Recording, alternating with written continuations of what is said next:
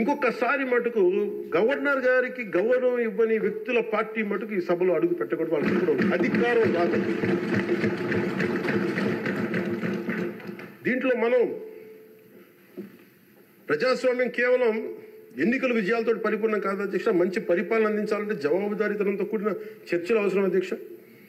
ప్రతిపక్షం అనేది లేదు. నేను చెప్పాను, మాకంటే ఒక సీట్ వచ్చినా మీరు ప్రతిపక్షం కూర్చుంటారు కానీ నేను సంతోషంగా ఉంటానంటే పాపం లేదు. మీ ప్రజలు మీకు ఇవ్వలేదు అవకాశం.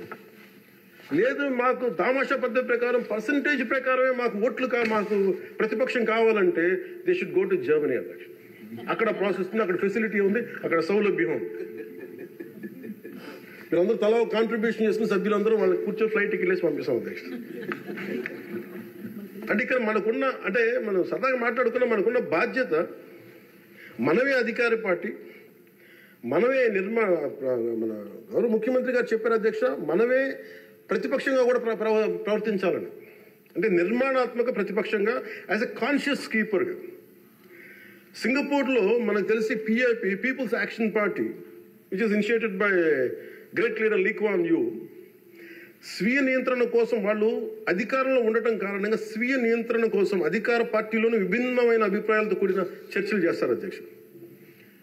భారతదేశ స్వాతంత్రం వచ్చాక పార్లమెంటు మొట్టమొదటి సమావేశ సందర్భం ప్రస్తుత సభకి ప్రజలు ఇచ్చిన తీర్పును ప్రతిబింబిస్తుంది. అప్పుడు ఇతర పార్టీ నుండి గెలిచిన అంబేద్కర్ గారిని న్యాయశాఖ మంత్రిగా నియమించారు. ప్రతిపక్ష జనసంఘ చెందిన శ్యామ్ ప్రసాద్ ముఖర్జీ నెహ్రూ గారు మంత్రివర్గంలో చేర్చుకున్నారు. వారు బాబు రాజేంద్ర ప్రసాద్ గారిపై అనేక నిర్ణయాలపై విభేదించేవాళ్ళు. ఎమర్జెన్సీ తర్వాత వచ్చిన ప్రభుత్వంలో కాంగ్రెసేతర పక్షాలు వాజ్పేయి గారు కానీ, మొరార్జీ దేశాయ్ గారు కానీ, చరణ్ సింగ్ గారు విభిన్నమైన పక్షాలు భాగస్వామ్యమైనవి. నేటి ఆంధ్రప్రదేశ్ పరిస్థితి స్వాతంత్రం సిద్ధించిన తర్వాత లేక ఎమర్జెన్సీ తర్వాత దేశ పరిస్థితిని గుర్తు చేస్తున్న అధ్యక్ష. రెండో ప్రపంచ యుద్ధంలో కూడా బ్రిటన్కి జాతీయ ఐక్యత అవసరమైనందున లేబర్ పార్టీ నాయకుడు అట్లీ చర్చిల్ సంకీర్ణ మంత్రివర్గంలో మంత్రి అయ్యారు. మా పార్టీ, మా కూటమి పాత తరం విలువలతో కూడిన రాజకీయం చేస్తాం అధ్యక్ష. అందుకు ఈ ఇబ్బందులు మేము నిలబడతాం. ఈ దేశ ఇలాంటి విపత్కర పరిస్థితుల్లో నేషనల్ రీకన్సిలియేషన్ క్యాబినెట్ అని అన్ని పక్షాలతో క్యాబినెట్ ఫామ్ చేస్తారు అధ్యక్ష. ఇప్పుడు మన రాష్ట్రంలో ఉన్నది స్టేట్ రీకన్సిలియేషన్ క్యాబినెట్ అని చెప్పొచ్చు అధ్యక్ష.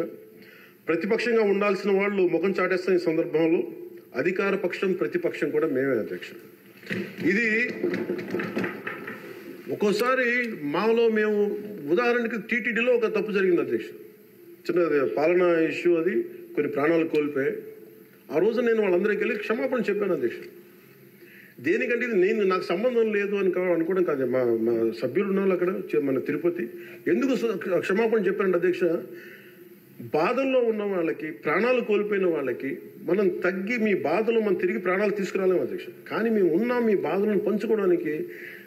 ఏదో కొంత ఊరట చెప్పకపోతే అధ్యక్ష, అది మనందరం తప్పు చేసిన వాళ్ళు అవుతుంది అధ్యక్ష. మనం ఆ రోజు తప్పు చెప్పకుండా ఉండి, ఆ రోజు మనకి సారీ చెప్పకుండా కనుక ఉండి అధ్యక్ష, వాళ్ళని బలం చేసిన వాళ్ళు అవుతాం, వాళ్ళు బలం పెంచిన వాళ్ళు అవుతాం అధ్యక్ష. ఎట్టి పరిస్థితుల్లో కూడా 11 సభ్యులుండి వాళ్ళు ఇంకా ఇంత గోల చేయగలుగుతున్నారంటే వాళ్ళకి ఒకటి పెరిగితే ఎంత గోల చేస్తారో మనం అందరం కూడా ఆలోచించాల్సిన అవసరం ఉంది. సో మన విభేదాలు విభేదాలు ఉంటాయి. ఒక తల్లికి పుట్టిన బిడ్డలకి విభేదాలు ఉంటాయి. మనందరం రకరకాల పార్టీల నుంచి వచ్చాం, రకరకాల పరిస్థితులు. కానీ మనందరం కమిట్మెంట్ ఫర్ ఏ వికసిత ఆంధ్రప్రదేశ్, స్వర్ణ ఆంధ్రప్రదేశ్. గౌరవ ముఖ్యమంత్రి గారు ఎందుకు నాకు అంత గౌరవం అంటే, ఒక పార్టీ నడపడం ఎంత కష్టం నాకు తెలుసు అధ్యక్ష. 4 దశాబ్దాల నుంచి నేను ఒకవైపు ఆయన చంపి ఆయన ఇబ్బంది పెడతా ఉంటాను. సార్ నాకు ఇది కావాలి, మాకు డబ్బులు ఇవ్వండి. డబ్బులు నా కోసం కాదు, నేను అడిగేది ఏమడుగుతాను, రోడ్లు కావాలని అడుగుతాం. లేదంటే గౌరవ సభ్యులందరూ నాకు రోజు మా పంచాయతీలో రోడ్లు ఈ ఇబ్బందులు ఉన్నాయంటే ఫైనల్గా మళ్ళీ నేను వెళ్ళి ముఖ్యమంత్రి గారే చేసేస్తాను.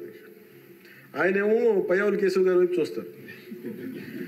అలాగే మీకు ప్రతిసారి ఇబ్బంది ఉంటుంది అధ్యక్ష. కానీ వీటన్ని అధిగమించాలంటే we have to show our collective commitment and leadership to the state of Andhra Pradesh and to its people. That is very essential from ఇది మనం. ఎందుకంటే ప్రతిసారి బ్యూరోక్రాట్స్ కూడా మనం బలంగా ఉంటేనే బ్యూరోక్రసీ కూడా చాలా బలంగా పనిచేస్తుంది అధ్యక్ష. అందుకే బ్యూరోక్రసీ కూడా కూర్చోబెట్టి వాళ్ళు వింటలేదు అనడానికి వీళ్ళు ఉండరేమో అని అనుకుంటే మటుకు వాళ్ళు కూడా వదిలేస్తారు. అందుకే మన commitment for people should be very strong and should we have to show hour great resilience. అందుకే మనందరం కూడా ఇబ్బందులు ఉన్నా కానీ ఒక మాట అనుకుందాం, చేద్దాం. కానీ మన commitment for people should not waiver, not even an inch. That's what I believe in అధ్యక్ష. ఇది మీ దృష్టికి ఒకటే తీసుకొచ్చి ముగిస్తాను అధ్యక్ష. కంఠంలో ప్రాణం ఉన్నంత వరకు we will work for the state development, state prosperity, for people of Andhra, and we die for the nation.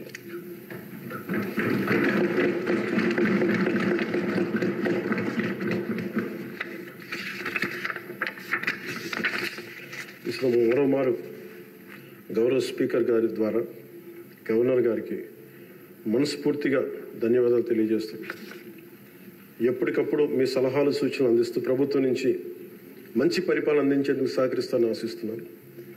ముగింపు వాక్యాలుగా ప్రధాని శ్రీ నరేంద్ర మోదీ గారి మాటల్ని గుర్తు చేసుకుంటున్నాం. Good governance with good intentions is a hall mark of a government.